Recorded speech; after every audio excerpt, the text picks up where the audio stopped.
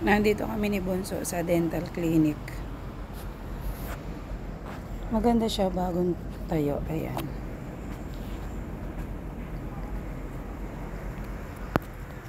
Mahal nga lang dito, kaya lang no choice. Baka pumaga yung aking ngipin. Takot ako. Talagang lagi akong takot magpabunot ng ngipin. Kaya ayan, nagpasama ako kay Bunso Aiza. Ayun, anta na siya. Wini-wait lang. Actually, wala kaming appointment. Ita-try lang namin kung kami ay mabubola. Kasi wala naman masyadong tao.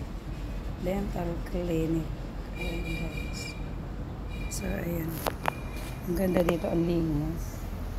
Tapos ang ganda, bago siya. Ayan. Ang ganda dito.